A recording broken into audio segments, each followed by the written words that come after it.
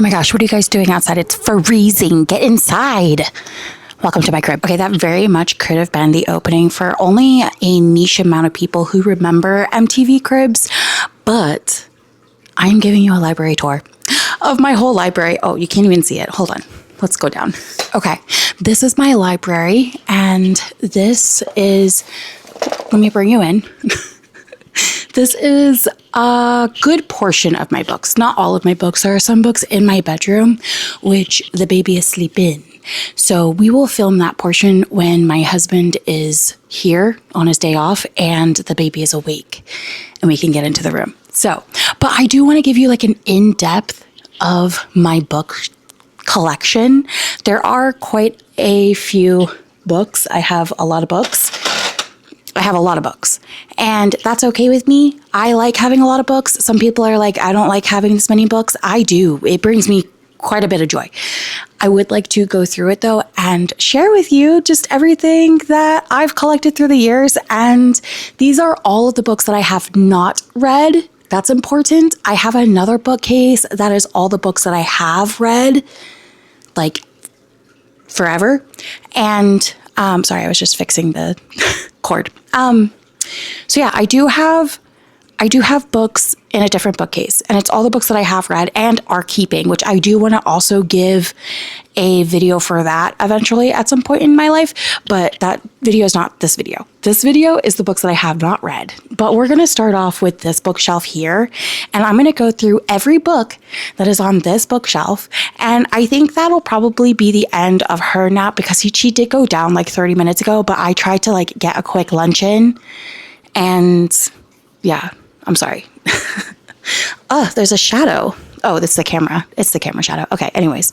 So I'm going to go through these books and we're going to talk about it. It's very exciting. I'm so excited. I hope you guys are excited. Oh, maybe you guys don't even want this video, but I've always wanted to make it because I feel like I have some really good things. Oh, I just kicked my guitar. That's fine.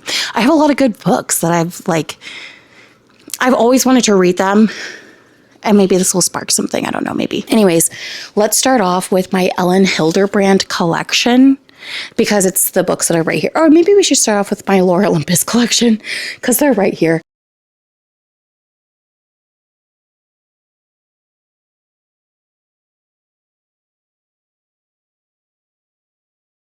Hold on, let me pull these out really fast. Okay, so I just kicked my guitar again. I have the Laura Olympus volumes 1, 2, 3, and 4. No, I have not read these, but I really love the artwork. I'm going to wake up her. I'm going to wake up her. That's not how you say that sentence. I'm going to wake up the baby. Anyways, this is Laura Olympus. This is volume 1. And like, look at that artwork. It's just so pretty. But this is a Persephone Hades retelling. And what Scott Pilgrim did for Canadian slackers, Laura Olympus does for Greek pantheon. That's so funny. Anyways, I think this is just so beautiful. And I've always wanted to read the Laura Olympus graphic novels. And again, I have 1 through 4. So pretty exciting. This is book volume 2. So cute. And then volume 3. I love the art. Like, I don't know what it is, but I just really love the art. And then volume 4, again, I just really love the art. I don't know how many volumes there are, but I stopped at getting the 4th one because I was like, listen, you need to read 1 before you get the 5th, okay? That's the deal. Okay, this is for crochet. We don't care about the crochet.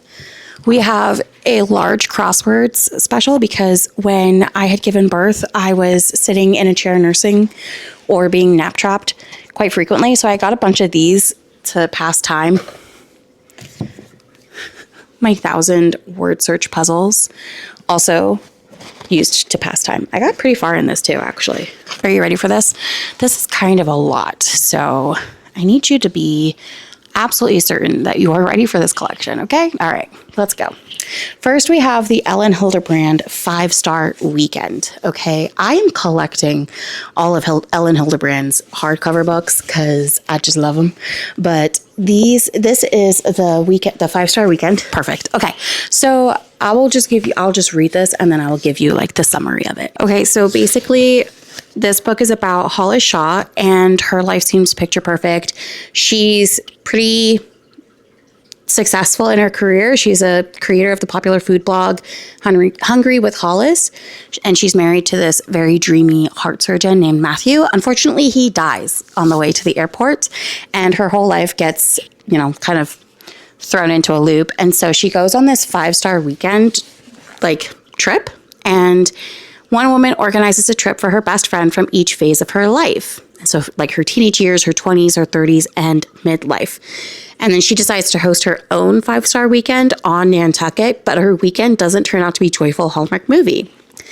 And then there's a lot of drama that happens. So that's 5-star weekend. We also have Ellen Hilderbrand's Golden Girl. I got this book for $14.50. It was originally $29. So Nantucket novelist Vivian Howe has one final summer to protect her secrets while her loved ones on Earth learn to live without their golden girl and the nude page turner from the Queen of Beach Reads. So she's dead. Is what we're gathering. She's dead, and she's granted 3 nudges to change the outcome of events on Earth. We have Elder Hildebrand's The Perfect Couple. I got this for $7.97, and it was turned into a movie. Can't remember which one it is.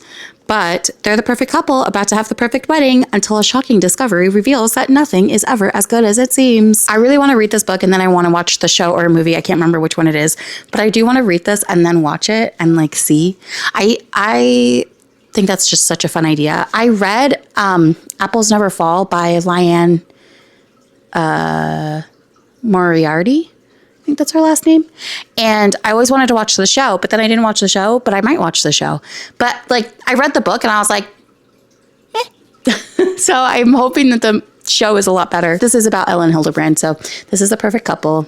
Bad things are happening. We also have Ellen Hilderbrand's Barefoot. I think I got this at a library. I did. Oh, no, I got it on Thrift Books. Okay, yeah. I got Barefoot by Ellen Hilderbrand. 3 women burdened with small children, unwieldy straw hats, and some obvious emotional issues tumble onto the Nantucket airport tarmac one hot June afternoon. Vicky, the mother of 2 young boys, is trying to sort through the news that she has a serious illness. Her sister Brenda has just left her prestigious job, and their friend Melanie, following 7 failed in vitro attempts, is pregnant at last, but only after learning that her husband is having an affair. Are you kidding me right now? That would make me so furious. Anyways, Barefoot by Ellen Hilderbrand. The Summer of '69. I got this for $7.97. Look at that. Getting bargain deals. A pleasing beach-ready read in which 4 siblings experience the drama, intrigue, and upheaval of a summer when everything changed. I just love the covers of these books. Also, they're all very beachy reads. They're all set in Nantucket. I just really love that. Then we have one that's actually not by Ellen Hilderbrand. It's called Reunion Beach. And it is technically by Ellen Hilderbrand, but it's also not by Ellen Hilderbrand. Basically, these authors, Ellen Hilderbrand, Adriana Trigiani, Patty Callahan, and Mary Alice Monroe, and more, wrote Reunion Beach basically as a tribute to Dorothea Benton Frank after she passed away. So we have Reunion Beach, a classic. Ellen Hilderbrand's. Sorry about that. Technical difficulties. We have The Hotel Nantucket. This is just a classic of Ellen Hilderbrand books because it's The Hotel Nantucket. Everybody reads this one. And it's the Queen of Beach Reads delivers an immensely satisfying page turner in this tale about a summer scandal at a storied Nantucket hotel. I love scandals. And they're just fun, easy beach reads. That's all they are. We have Ellen Hilderbrand's 28 Summers, also $7.97. Look at that. I love a good bargain price. We have Ellen Hilderbrand's 28 Summers. Their secret love affair has lasted for years, but this will be the summer that changes everything. Oh no. Her son received her deathbed instructions to call a number on a slip of paper in a desk drawer. He certainly does not expect Jake McCloud to answer. Oh no. Oh no. Inspired by the film Same Time Next Year, which Mallory and Jake watch every summer, 28 Summers is the unforgettable story of an unconventional love that knows only one season. Wow. A cheating love affair. So romantic. I'm going to be honest. I hate the cheating trope. I hate it. I hate it so much. I hate it so much. Probably because it's like so personal to me, but I hate it either way. It's just terrible. We have The Island by Ellen Hildebrand. Again, this is, oh, actually, this is from my library. Hey. It's the perfect summer getaway, but some secrets are hard to escape. The unforgettable new novel from New York Times bestseller author Ellen Hildebrand. Birdie, I love the name Birdie. I think that's such a pretty girl's name. Birdie Cousins has thrown herself into the details of her daughter Chess's lavish wedding, from the floating dance floor in her Connecticut backyard pond to the color of the cocktail napkins. Like any mother of a bride-to-be,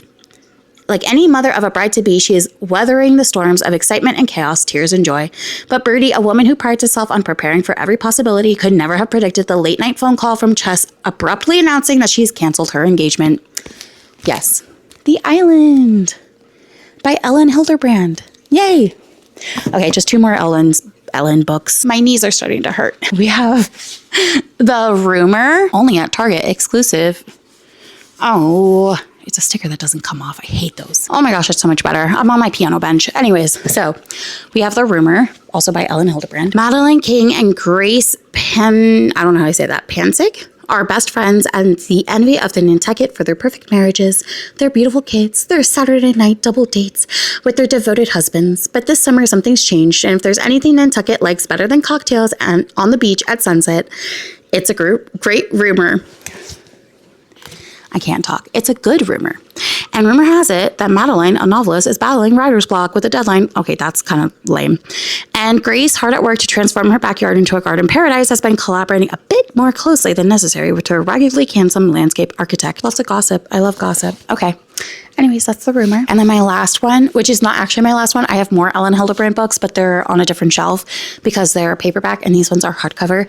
I have Winter Solstice, which I got for $6.97. Guys, we love a bargain. As the days get... No, I don't think that's how the actual song goes, but as the days get shorter through the years, the Winter Street Inn has seen it all. New loves, old jealousies, a wedding that almost got snowed out by the storm of the century, even an ill-fated affair. The one constant is the people who call the inn home, the Quinn family, and the love they share for one another despite what they sometimes say in the heat of the moment. And the weather gets colder. It's been too long since all the Quinns have gathered under the same roof. This year, for the first time in ages, the inn is at full capacity. Bart, who was missing in action in Afghanistan, has miraculously returned home, but just as they say hello to Bart, the Quinns may also have to say goodbye to their beloved patriarch, Kelly.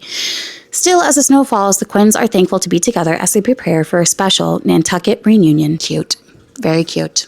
Very, very cute.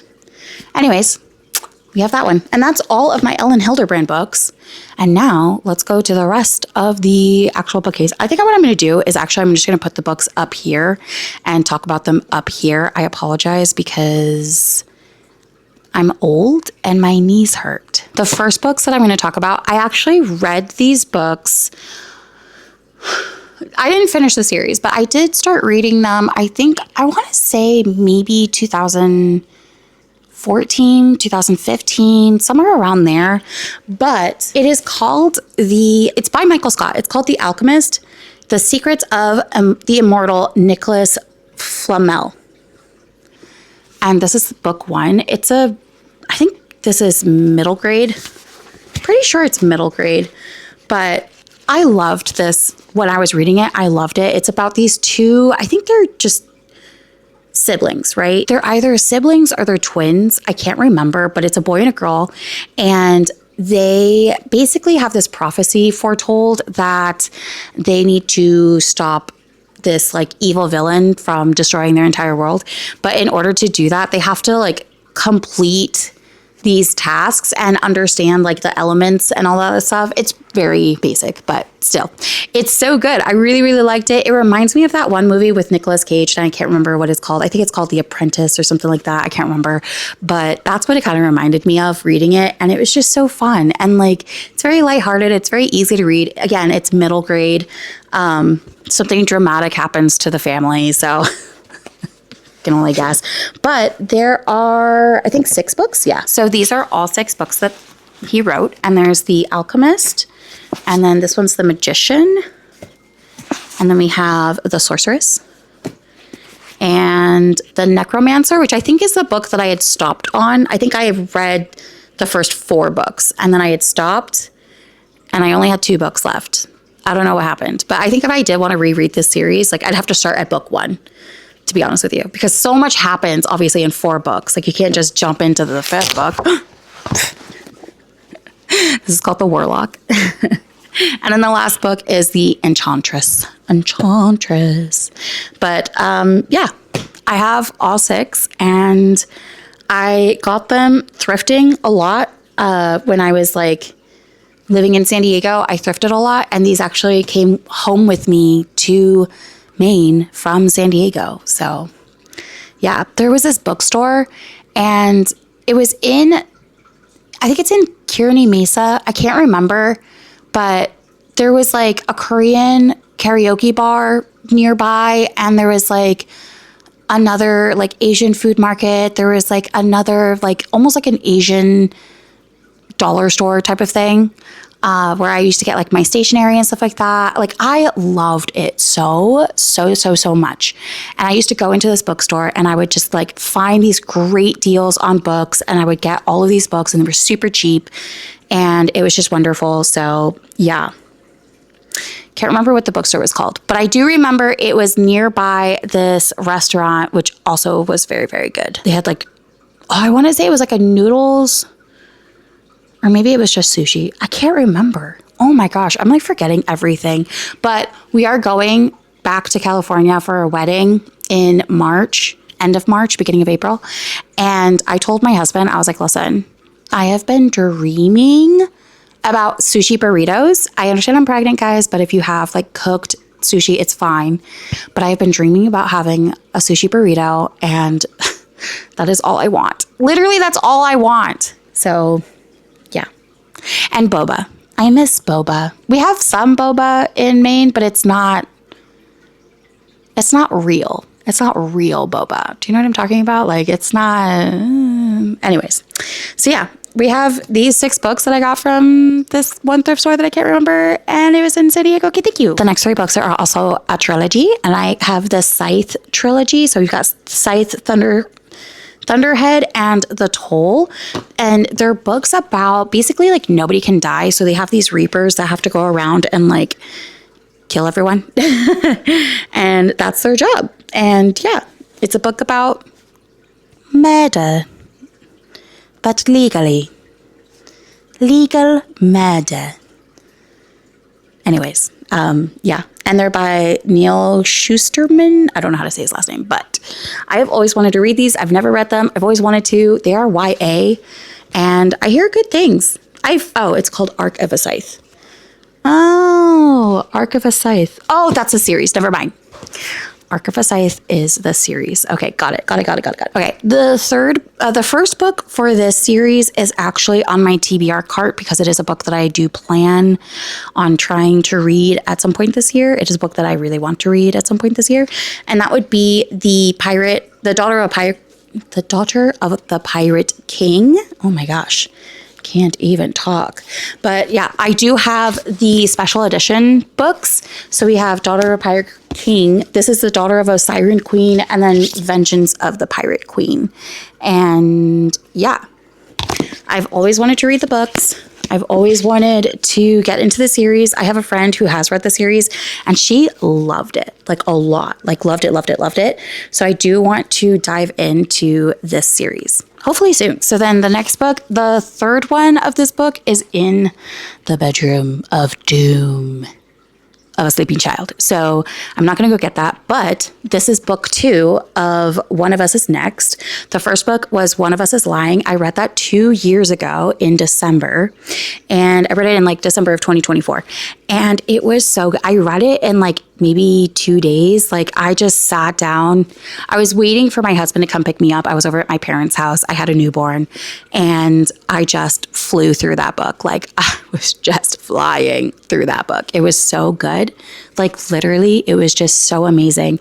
I loved it. It was very interesting. It's about this like, these kids go into detention and then one of them dies and they're like being investigated. All these secrets come out. Like it's just so good. And then the twist in the end, like oh, it was so great. I did see the twist coming, but I still really liked how it played out. Like, I thought it was really nice. So yeah, anyways, this is the sequel. One of Us is next. I guess they're coming back, right? Are they coming back? Yeah. Yeah, ton of copycat gossip apps have popped up. No one's been able to fill the gossip void quite like he could. Oh, it's not an app though. It's a game, Truth or Dare. Okay, so it's new people. I like that. I like that there's new people. I like that. Okay, cool. Anyways, One of Us is next. The horoscope writer Murder is in retrograde. And this is by Ash Bishop. This was a book that I was supposed to read in a different book club like 3 years ago. It's fine. Capricorn, Mars, the assertive planet, moves across your sign into the house of death, transforming your buried emotions into an all-consuming rage. Recently hired horoscope writer Bobby Friendly receives an email containing anonymous and threatening predictions that range from ridiculously specific to downright sadistic. Bobby dismisses them as silly, harmless horoscopes nobody believes anyway. But everything changes when they start to come true. It just sounds interesting. I don't know. I really do want to read it. It was supposed to be for another book club. I do want to read it. I have been interested in reading it. It just, however, gets moved aside as like new releases come out. It's kind of one of those things where it's like, you know, which I love the even years, because on even years, I try to read my backlog. And so, you know, do you know what I mean? Like, could be one of these days, I could be picking this up. You never know. We have Jessica Knowles' Bright Young Women. This one is January 15th, 1978, is a night of promise. A serial killer's escape in Aspen, Colorado can't be further from the minds of the busy young women at the top sorority on Florida State University's campus in Tallahassee. Sorority president Pamela Schumacher spends her Saturday night glued to her desk, cradling her textbook like a pillow. Startled awake at 3 a.m. by a strange sound, she makes the fateful decision to investigate. What she finds outside her bedroom door is a scene of implausible violence. 2 of her sisters dead, 2 others maimed. It is the final murderous spree of the man the papers will soon dub the all-American sex killer. But Pamela doesn't know this yet, nor does she know the story of 25-year-old Ruth Wachowski, who 4 years earlier disappeared from Seattle's Lake Sammamish State Park in broad daylight, confounding police and shattering Ruth's roommate and best friend, Tina Cannon. When the massacre at the Tallahassee sorority house becomes national news, Tina is certain it is the work of the same man who has terrorized the Seattle area 4 years prior. She rushes to Florida on a collision course with Pamela in one last impending tragedy. Bright Young Women is the story of 2 women who demanded answers to questions nobody else would ask. What happened to Ruth the day she went missing, and how did a serial killer from the Pacific Northwest set his sights on a sorority house in Florida, toggling between those nightmarish days? Continued on Black Bob. Okay, hold on. In 1978, and a letter that brings Pamela and Tina together in the present, the astonishing truth is revealed, along with a portrait of the extraordinary women who saw past the media's glorification of the Kennedy of killers for who he really was. And then this is the last one on the top part of the bookshelf. There's 2 shelves. This is the last one of the top part, and then I will go to the bottom part. But this is The Defense, lawyer, husband, father. The Defense by Steve Kavanaugh, con artist, hustler, criminal. This was a library book that I got for 10 cents. A full-on thrill ride that hits the gas on page 1 and doesn't let up until the end. Steve blends a taut legal thriller with the ticking clock suspense plot and throws in a great protagonist in the form of Eddie Flynn. Ooh. I think he wrote Kill for Me, Kill for You. I'm pretty sure. Former con artist turned lawyer Eddie Flynn vowed never to step foot in a courtroom again after a disastrous case, but now he doesn't have a choice. The head of the Russian mob in New York, on trial for murder, has kidnapped Eddie's 10-year-old daughter. Eddie has to take this case on whether he likes it or not. The mobsters have given up on convincing a jury, so they want Eddie to smuggle a bomb into the courtroom to take out the prosecution's untouchable star witness. Luckily, Eddie still has his old skills and some old pals, and even under the intense scrutiny of his client, the judge, and the FBI, he thinks he might just be able to actually win this case and save his daughter and himself. Using his razor-sharp wit and every con, bluff, grift, and trick in the book, Eddie has only 48 hours to defend an impossible trial. And if he loses his case, he loses everything. Dun, dun, dun. This just sounds good, right? Like, it sounds like a really good thriller, right? Doesn't this sound amazing? I'm going to go grab the last books, but it might take me a second because I'm old and pregnant. So the first is, I think it's like a duology. But we have The Magic Steeped in Poison and a Venom Dark and Sweet by Judy Island. I think these are YA. Pretty sure. For Ning, the only thing worse than losing her mother is knowing that it's her own fault. She was the one who unknowingly brewed the poison tea that killed her mother. The poison tea that now threatens to also take her sister, Shu. When Ning hears of a competition to find the kingdom's greatest Shengnong-shi masters of the ancient and magical art of tea making, she travels to the imperial city to compete. The winner will receive a favor from the princess, which may be Ning's only chance to save her sister's life. But between the backstabbing competitors, the bloody court politics, and a mysterious and handsome boy with a shocking secret, Ning might actually be the one in more danger. So that's book 1. And then the next set of books is a trilogy. And this is kind of an old trilogy. I mean, it's not that old. I mean, calm down, guys. But this is the Furyborn trilogy, the Imperium trilogy. The world will fall. Two queens will rise. I don't know. Okay, guys. Anyways, this is by Claire Legrand. The gate will fall. You will know this time by the rise of 2 human queens, one of blood and one of light.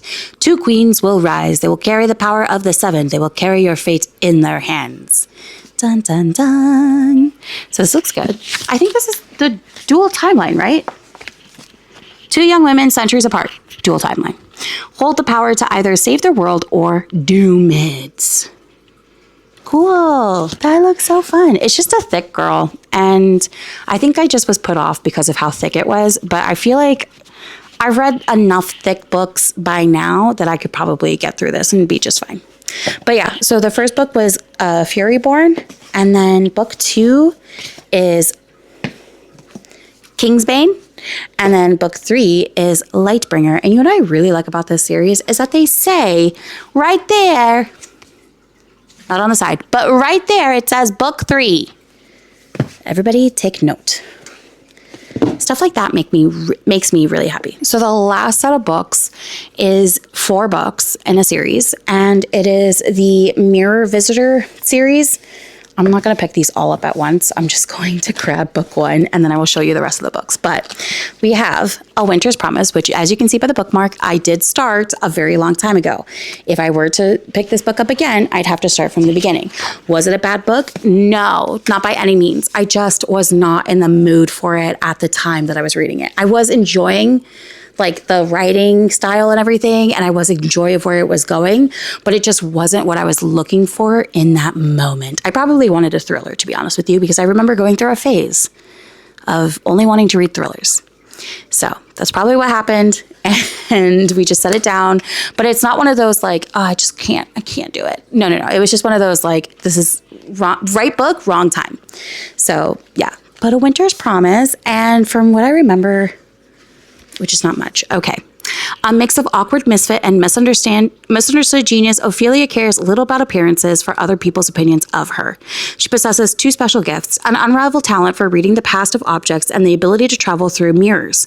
Her peaceful, if somewhat dull existence on the Ark of Anima is interrupted when she is promised in marriage to Thorn, a Tacturan and influential member of a powerful clan from a distant Ark, the cold and icy Pole. Ophelia must follow her fiancé to the towering city of Citaleste, where nobody can be trusted. There, in the company of her inscrutable future husband, Ophelia slowly realizes that she is a pawn in a political game that will have far-reaching ramifications, not only for her, but for her entire world. That's A Winter's Promise.